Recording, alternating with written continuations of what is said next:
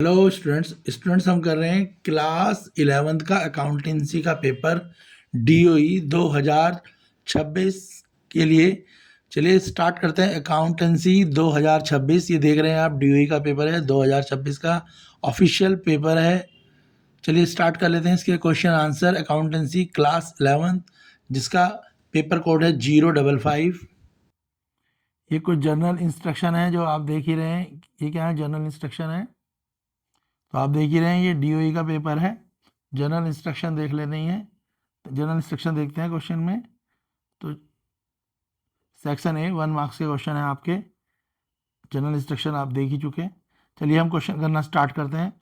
पहला क्वेश्चन है आपका, the ledger folio LF column in a journal is used. Option दे रखे हैं आपको। Record the date the amount is entered in the ledger. Second option है आपका, record the ledger account number where the info is entered. Third option है, record the number of amount posted to the ledger. और fourth है, record the page number of the ledger account. इसका answer होगा, first question है, इसका answer होगा option D, record the page number of the ledger account. Next question है आपका, identify and measure. Next question में, identify and measure economic event should be recorded in dash order. जो economic events होते हैं उनको किस order में record किया जाता है? ऑप्शन है क्रोनोलॉजिकल, टाइम वाइज, रिलायबल और मैनेजेबल। इसका आंसर है क्रोनोलॉजिकल। तो जो इकोनॉमिक इवेंट होते हैं उनको हम रिकॉर्ड करते हैं क्रोनोलॉजिकल में। सेकंड का आंसर है ऑप्शन ए। क्वेश्चन थर्ड देख लेते हैं। क्वेश्चन थर्ड है, accrued interest is which type of account. जो एक्योर्ड इंटरेस्ट होता है वो किस टाइप का अकाउंट है? ऑप्शन है इसका real account, personal account, representative personal account, nominal account. तो जो एक्योर्ड इंटरेस्ट है वो आपका रिप्रेजेंटेटिव पर्सनल अकाउंट है। ऑप्शन सी करेक्ट आंसर है। एक्योर्ड इंटरेस्ट क्या है? This is a representative personal account. और इसी में आपको और वाला ऑप्शन भी दे रखा है 3B, bank account is which type of account. और जो बैंक अकाउंट होता है वो किस प्रकार का अकाउंट है? ऑप्शन है real account, artificial account, representative personal account और नॉमिनल अकाउंट। तो जो बैंक अकाउंट होता है वो आर्टिफिशियल पर्सनल अकाउंट होता है। तो इसका आंसर ऑप्शन बी होगा। क्लियर है? क्वेश्चन फोर्थ है आपका, which of the following transaction will not affect the capital and asset. इनमें से कौन सी ट्रांजेक्शन कैपिटल और एसेट को अफेक्ट नहीं डालती? Payment of salary, commission receive, cash deposit in bank और इन्वेस्टमेंट इन एडिशनल कैपिटल। तो कैश डिपॉजिट इन बैंक जो है कैपिटल और एसेट में कोई इफेक्ट नहीं डालती। कैश डिपॉजिट इन बैंक, जब आप कैश बैंक में डालते हैं तो क्या होता है? आपका कैश कम होता है मगर बैंक बढ़ता है और दोनों ही एसेट हैं। तो इसका कैपिटल और एसेट में कोई फर्क नहीं पड़ता। तो ऑप्शन सी इसका करेक्ट आंसर होगा। इसी का और वाला ऑप्शन भी है, which of the following transaction will affect only in capital. इनमें से कौन सी जो है ट्रांजेक्शन कैपिटल को अफेक्ट डालती है? Investment of additional capital, drawing, interest received और इंटरेस्ट ऑन ड्राइंग। तो जो कैपिटल का अफेक्ट डालती है वह इंटरेस्ट ऑन ड्राइंग। ड्राइंग जो भी हम अपने पर्सनल यूज के लिए पैसा निकालते हैं उस पर लगने वाला इंटरेस्ट जो है हमेशा कैपिटल को क्या करता है? कम करता है। Interest on drawing. तो क्वेश्चन 4B का आंसर है ऑप्शन डी। नेक्स्ट क्वेश्चन है, Raman run an electrician shop, he want to withdrawal cash from the bank to buy decorative lights from the wholesale market, which source document will he use to withdrawal the cash. ठीक है, तो यहाँ पे बोला कौन से source से उसने कैश को विड्रॉल करा होगा। तो इसका आंसर होगा आपका, जो विड्रॉल करा है तो वो क्या होगा? वो विड्रॉल स्लिप के द्वारा करेगा। ऑप्शन है deposit slip, invoice slip, cash memo और विड्रॉल स्लिप। तो बैंक में अगर हम पे चेक ना हो तो हम बैंक से एक स्लिप लेते हैं और उसे भरकर बैंक से पैसे निकाल सकते हैं, उसको बोलेंगे विड्रॉल स्लिप। तो इसका आंसर होगा विड्रॉल स्लिप। क्वेश्चन 6 है आपका, which of the following item is not recorded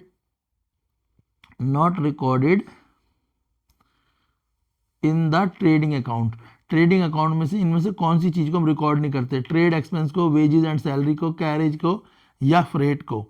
तो ट्रेडिंग अकाउंट में हमें पता है ना, दो अकाउंट होते हैं, एक ट्रेडिंग अकाउंट होता है, एक प्रॉफिट एंड लॉस अकाउंट होता है। ट्रेडिंग अकाउंट में हम डायरेक्ट एक्सपेंस को लेते हैं और प्रॉफिट एंड लॉस जो होता है उसमें हम इनडायरेक्ट एक्सपेंस लेते हैं। तो याद रखना, इसमें बोला नॉट रिकॉर्डेड इन ट्रेडिंग, तो ट्रेडिंग अकाउंट में कभी भी हम ट्रेड एक्सपेंस को रिकॉर्ड नहीं करते। तो इसका आंसर है, बोला ना नॉट रिकॉर्डेड, तो ट्रेड एक्सपेंस को रिकॉर्ड नहीं करते, वेजेस, सैलरी, कैरिज और फ्रेट, ये तीनों को करते हैं। तो इसका आंसर ऑप्शन ए होगा। क्वेश्चन 6 का answer option A, trade expense. Question 7,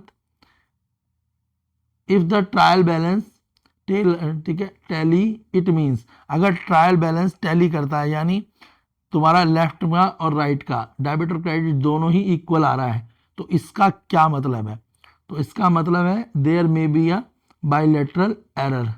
ठीक है, तो यहाँ पे if the trial balance tallies, अगर वो टैलीज होगा तो यानी यहाँ पे क्या है, बाइलेटरल एरर है, दोनों तरफ मिस्टेक है, तो क्या है वो, बाइलेटरल एरर होगा। क्लियर हो गया? तो उसे हम बाइलेटरल एरर कहते हैं। बाइलेटरल एरर का मतलब क्या होता है, तो समझ आया? तो बाइलेटरल एरर वो एरर होता है जिसमें डेबिट साइड और क्रेडिट साइड दोनों ही तरफ इक्वल अमाउंट आता है, मगर ये जो मिस्टेक होती है ये दोनों साइड होने दिखती है, तो बाइलेटरिकल, समझ आ गया? तो बाइलेटरल एरर इसका आंसर है। तो याद रखना, जब भी ट्रायल बैलेंस टैली करेगा तो इसका मतलब उसमें कौन सा एरर होगा, उसमें बाइलेटरल एरर होगा। और बाइलेटरल एरर क्या, एक मिस्टेक है जो अफेक्ट करती है दो साइड पे, और कई बार दो से भी ज़्यादा अकाउंट्स में अफेक्ट कर सकती है, मगर इसमें टोटल डेबिट और टोटल क्रेडिट जो है वो हमेशा इक्वल अमाउंट आता है। ठीक है, रिमेन इक्वल्स रहता है वो। क्लियर है? नेक्स्ट क्वेश्चन देख लेते हैं। नेक्स्ट क्वेश्चन दे रखा है आपको, नेक्स्ट क्वेश्चन आपको क्या दे रखा है? नेक्स्ट क्वेश्चन है आपको मैच द फॉलोइंग करना है। नेक्स्ट में आपको क्या करना है, मैच करना है। तो देखो दे रखा है यहाँ पे ऑपरेटिंग प्रॉफिट, ए में, बी में दे रखा नेट प्रॉफिट, सी दे रखा है आपको gross profit plus other income minus indirect expense, और डी दे रखा है कॉस्ट ऑफ गुड्स सोल्ड यानी COGS। क्लियर है? तो देखो ऑपरेटिंग प्रॉफिट, जो ऑपरेटिंग प्रॉफिट होता है वो क्या होता है, ऑपरेटिंग प्रॉफिट जो है उसमें होता है sales minus purchase plus direct expense, तो ए वाला होगा 3। नेक्स्ट है B net profit. Net profit क्या होता है, नेट प्रॉफिट होता है, नेट प्रॉफिट होगा आपका net profit plus non operating expense plus non operating income, यानी बी वाला होगा आपका 4th। फिर ग्रॉस प्रॉफिट सी वाला होगा 1, क्योंकि gross profit plus other income minus indirect expense किसके बराबर होता है, ग्रॉस प्रॉफिट के। और COGS वाला जो है आपका होगा 2nd, sales minus gross profit. Clear हो गया? नेक्स्ट करेंगे हम असर्शन रीजन। जो असर्शन रीजन देख लेते हैं। असर्शन क्या है आपका, suspense account is a temporary account use when difference arise in the trial balance due to the undiscovered error। तो बोला सस्पेंस अकाउंट तो जब बनाते हैं जब कोई हमारे को एरर मिल नहीं रहा होता, और ये एक टेम्परेरी अकाउंट है। रीजन है when a trial balance does not tally, जब ट्रायल बैलेंस टैली नहीं करता तो suspense account is use to prepare financial statement of on the time even some error remain unresolved.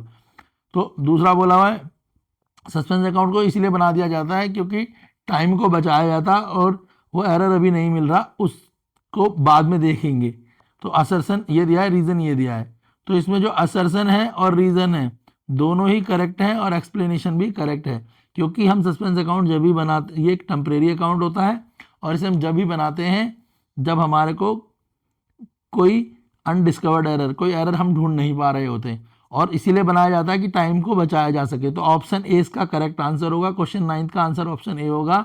Assertion भी सही है, reason भी सही है, और एक्सप्लेनेशन भी सही है। नेक्स्ट क्वेश्चन है machine was purchase on ₹5,80,000 on July 1st 2024, ₹2,000 spend on delivery and ₹4,000 on installment. Scrap value है उसकी 1,60,000 एंड यूजफुल लाइफ है उसकी 15 ईयर।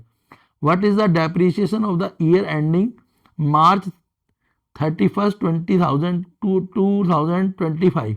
तो बोला है उसमें कितना डेप्रिसिएशन लगेगा। चलिए इस क्वेश्चन को देख लेते हैं कैसे सॉल्व होगा। तो देखो हम इस क्वेश्चन को कैसे सॉल्व करेंगे। हमें पता लग गया मशीन की कॉस्ट है 5,80,000, 2,000 रुपये हमने उसमें खर्च करे, डिलीवरी में 4,000 रुपये इंस्टॉलेशन करी, तो जो टोटल मशीन में हमने खर्च कर दिए वो करे 5,86,000, और 1,60,000 उसकी स्क्रैप वैल्यू है और 15 साल वो मशीन चलेगी। और बोला डेप्रिसिएशन बताना 31 मार्च 2025 और मशीन हमने ली है 1 जुलाई 2024। तो 1 जुलाई 2024 से 31 मार्च 2025 तक 9 मंथ के लिए हमने वो मशीन को यूज़ करना है, 9 मंथ का डेप्रिसिएशन निकालना है। तो हम कुछ इसे इस तरीके से सॉल्व करेंगे। देखो क्वेश्चन को आप देख लें। तो जो मशीन की कॉस्ट है वो कितनी है, 5,80,000। 2,000 रुपये हमने इंस्टॉलेशन में लगाया और 2,000 रुपये डिलीवरी और 4,000 इंस्टॉलेशन, तो मशीन की टोटल कॉस्ट हो गई 5,86,000। अब हम इसमें से निकालेंगे, ठीक है, कि जो इस पर डेप्रिसिएशन लगा, तो हम 5,86,000 में से 1,60,000 रुपये क्या कर देंगे, माइनस कर देंगे। क्यों कर देंगे, क्योंकि 1,60,000 रुपये स्क्रैप वैल्यू है उसकी। अगर उसे हम कबाड़ी पे बेचेंगे 15 साल बाद तो 1,60,000 रुपये मिलेंगे। तो 5,86,000 की मशीन में से 1,60,000 रुपये माइनस करेंगे क्योंकि वो स्क्रैप वैल्यू है। और कितने साल की, 15 साल की। तो जब हम सॉल्व करेंगे तो हमारा आएगा 28,400 रुपये पर ईयर। तो हमारा डेप्रिसिएशन कितना है, 28,400 रुपये पर ईयर। मगर हमने मशीन कब खरीदी थी, 1 जुलाई को, और डेप्रिसिएशन कब तक का है, 31 मार्च तक का। तो डेप्रिसिएशन 9 मंथ का है। तो 28,400 को 9 इंटू 12, 9 डिवाइड बाई 12 से डिवाइड सॉल्व करेंगे तो 21,300 रुपये हमारा डेप्रिसिएशन आ जाएगा। तो इस क्वेश्चन का आंसर आ जाएगा 21,300 रुपये। क्लियर हो गया। नेक्स्ट हम करेंगे सेक्शन बी। अब सेक्शन बी में क्या है, आपको अकाउंटिंग इक्वेशन बनानी है। अब देख ही रहे हैं क्वेश्चन में बोला है प्रिपेयर करो अकाउंटिंग इक्वेशन। तो पहली अकाउंटिंग इक्वेशन है, Rajesh start business with cash ₹20,000, stock 50,000, machinery 70,000। तो राजेश ने क्या करा है, एक बिजनेस स्टार्ट करा है जिसमें कैश उसे मिले हैं 2 लाख रुपए। राजेश ने बिजनेस स्टार्ट करा तो 2 लाख रुपए तो कैश, यानी ये कैपिटल भी है, और 50,000 रुपये का स्टॉक है और मशीनरी है 70,000 की। दूसरी एंट्री है, परचेज करा है गुड्स 50,000 का, हाफ पेमेंट करी है इमीडिएट। और तीसरी एंट्री है, डिपॉजिट करें ₹30,000 कैश इन द बैंक। चलो तीनों अकाउंटिंग इक्वेशन देख लेते हैं कैसे बनेंगी। तो अकाउंटिंग इक्वेशन देख लो कुछ कैसे बनेंगी अकाउंटिंग इक्वेशन। तो अकाउंटिंग इक्वेशन बेटा ऐसे बनेगी, देख लेते हैं एक बार दोबारा से। तो जो अकाउंटिंग इक्वेशन बनेगी वो पहली ऐसे बनेगी, क्योंकि क्वेश्चन में बोला हुआ था कैश, स्टॉक और मशीन। तो कैश 2 लाख रुपए का, स्टॉक 50,000 रुपये का और मशीन 70,000 रुपये की। तो हमारी पहली एंट्री हमेशा पता होता है हमें कि cash account debit to capital account होती है।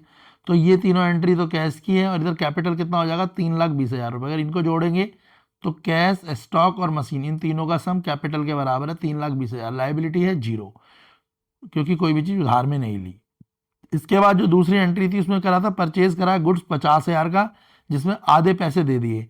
तो 50,000 का गुड्स था तो हमने क्या करा, 50,000 का गुड्स खरीद लिया, और 50 का तो हम पहले से ही लेके आए, 50,000 का और गुड्स खरीदा। मगर 50,000 में से हमने 25,000 तो कैश दे दिए और 25,000 रुपये का बाद में देंगे। तो 25,000 की हमारे पास लाइबिलिटी हो गई। तो दूसरी एंट्री में हमारे पास क्या बचा टोटल, तो कैश जो था 2 लाख में से 25,000 कम हुआ तो 1,75,000 तो कैश बच गया। गुड्स जो यानी स्टॉक हमारे पे पहले भी 50 था और 50 और ले लिया, तो अब स्टॉक हमारे पास कितना हो गया, स्टॉक हमारे पास पहले का 50 और अब का 50 दोनों मिला के, यानी 50 यहाँ और 50 यहाँ, टोटल 1 लाख का हमारे पास स्टॉक हो गया। कितने का हो गया स्टॉक, 1 लाख रुपए का। और मशीन में कोई चेंज नहीं है, तो 70,000 की मशीन पहले भी थी, वो अब भी 70,000 की है। और इस तरफ क्या हुआ, इस तरफ कैपिटल 3,20,000 की हुई और हमने क्या कहा था 25,000 रुपये हमने नगद दिए, तो 25,000 रुपये हमें बाद में देने हैं, तो 25,000 की हमारे पास लाइबिलिटी हो गई। पहले लाइबिलिटी पहली एंट्री में 0 रुपये थी, अब लाइबिलिटी कितनी हो गई, 25,000 रुपये। इस हिसाब से इधर 1,75,000 रुपये कैश आ गया, 1 लाख रुपये का स्टॉक आ गया, 70,000 रुपये की मशीन आ गई। और इस तरफ कैपिटल 3,20,000 की हो गई और लाइबिलिटी 25,000 की हो गई, जो पहली एंट्री में नहीं थी। फिर तीसरी में बोला है कि क्या बोला है, तीसरी में बोला है 30,000 रुपये उसने बैंक में जमा कर दिए। तो फिर क्या करा भाई, 30,000 रुपये हमें पता है बैंक भी एक एसेट होती है और कैश भी एक एसेट होती है, तो हमारे कैश में से 30,000 कम हो गए।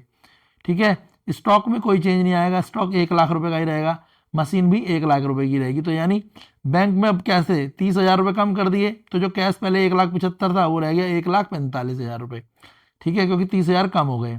स्टॉक हमारा उतने का ही है, 1 लाख रुपए का ही है, मशीन हमारी 70,000 की है। मगर अब हमारे पे एक नई चीज़ आ गई बैंक, तो हमारे बैंक में 30,000 रुपये आ गए। यानी अगर हमारा कैश कम होगा और बैंक बढ़ेगा, या बैंक कम होगा कैश बढ़ेगा, तो ये दोनों एंट्री एसेट की एंट्री है, इसका कैपिटल लाइबिलिटी में कोई इफेक्ट नहीं पड़ेगा। तो कैपिटल लाइबिलिटी दोनों सेम रहेंगी, कैपिटल 3,20,000 और लाइबिलिटी 25,000। ये तीन ही एंट्री पूछी थी, तीनों एंट्रियां मैंने आपको करके दे दी हैं अकाउंटिंग इक्वेशन की, तो आप समझ गए होंगे। चलिए अगला क्वेश्चन देखते हैं। नेक्स्ट क्वेश्चन आपसे पूछा है what is GST, explain of its two features. GST क्या होता है, उसके दो फीचर्स बताओ।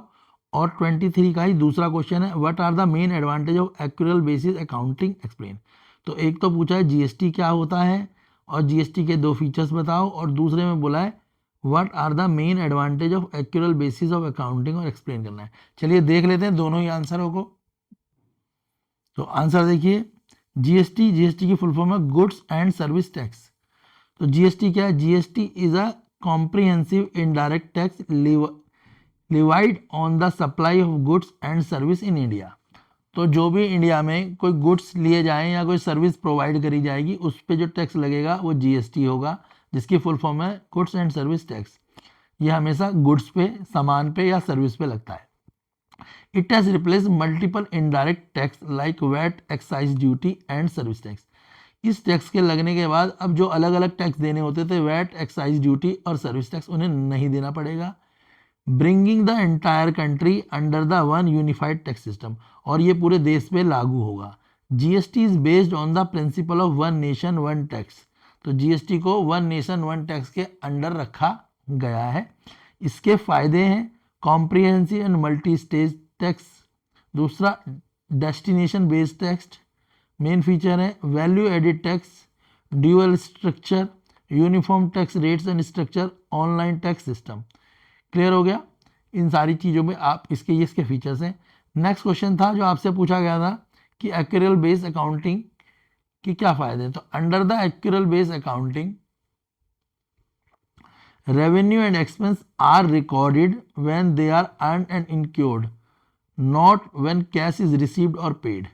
तो बोला एक्यूरल बेस अकाउंटिंग वो अकाउंटिंग होती है जिसमें रेवेन्यू और एक्सपेंस दोनों को रिकॉर्ड कर लिया जाता है जैसे ही हम कोई काम करते हैं या किसी से हम कोई काम करवाते हैं। अगर हमने किसी से कोई काम करवा लिया है तो वो काम माना जाएगा, चाहे हम उसे उसके लिए पैसे दें या ना दें, या हमने किसी का कोई काम कर दिया है और हमने उसके पैसे नहीं भी दिए हैं मगर काम माना जाएगा अकाउंटिंग के रूल के हिसाब से। Thus it record both cash and credit transaction, और इसको दोनों में रिकॉर्ड किया जाएगा, कैश में भी क्रेडिट में भी रिकॉर्ड किया जाता है। This method gives the true and fair view of financial performance position of business. इसके द्वारा बिल्कुल क्लियर होता है कि जो बिजनेस है उसकी कैसी फाइनेंशियल क्या है, परफॉर्मेंस है। एडवांटेज क्या है इसका, true and fair view of profit and loss. इसके द्वारा हमें पता लग जाता है कि कंपनी का क्या लेवल है, क्या कि वो प्रॉफिट में है, लॉस में। एक्यूरेट फाइनेंशियल पोजीशन कंपनी की पता लग जाती है।